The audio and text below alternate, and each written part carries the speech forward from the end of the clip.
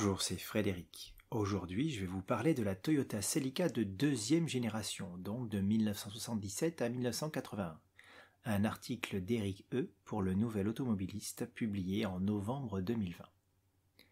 Après 7 ans de carrière, la Celica de première génération tire sa révérence. Sa remplaçante arrive et, grande nouveauté, son dessin est issu du centre de style californien de la marque, situé au sud de l'aéroport de Los Angeles. Le CALTI, mot issu de la contraction de California et de Toyota, est en effet un bureau de design inauguré en 1973 afin de permettre aux Japonais de mieux appréhender les attentes de sa clientèle américaine et de pouvoir offrir un style bien plus international à ses modèles.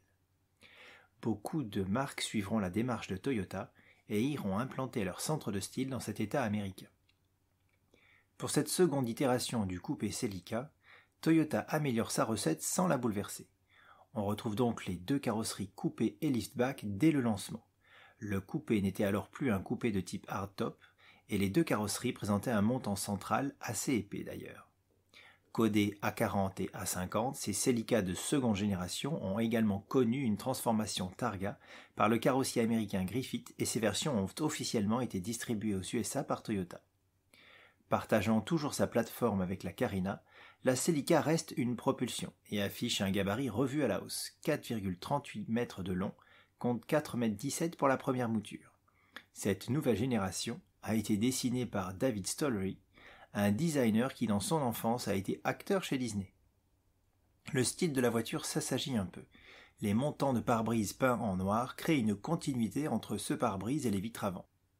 La seconde génération de Celica se pare de projecteurs ronds comme sa devancière, mais un restylage a lieu en 1979, modernisant la face avant avec 4 projecteurs désormais rectangulaires, de nouveaux pare-chocs et des feux arrière revus.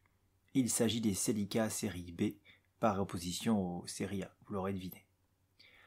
En bonne voiture mondiale, la Celica doit se plier aux exigences réglementaires des marchés auxquels elle se destine, les États-Unis étant le plus sévère d'entre eux.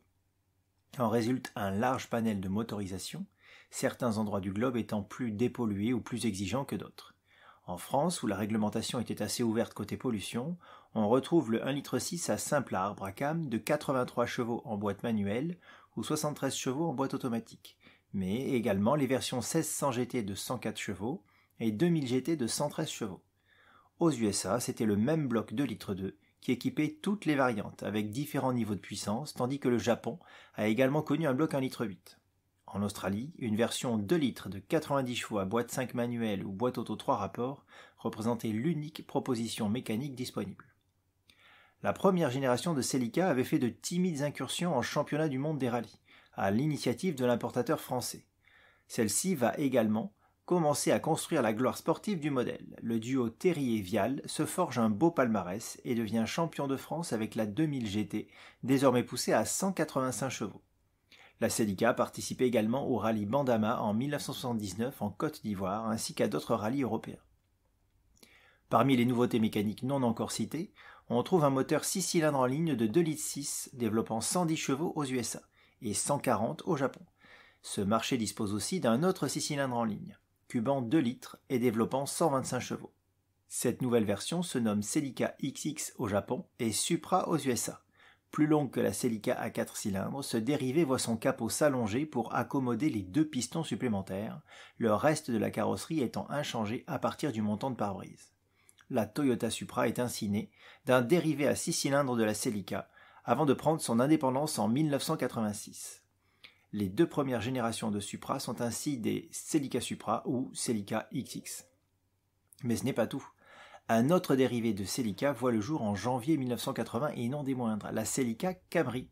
La berline la plus vendue aux États-Unis depuis les années 90 doit son origine au coupé Celica, ou plus précisément à la berline Carina dont dérive la Celica. Sa face avant allongée, à l'image de celle des coupés Celica XX Supra, lui donne un peu plus de statut et rapidement, une Toyota Camry ne dérivant plus d'un autre modèle remplace celui-ci en 1982. C'est alors parti pour quelques décennies d'une berline à succès. Quant à la Celica, eh bien l'histoire de la 3e génération vous attend sur le Nouvel Automobiliste. À bientôt.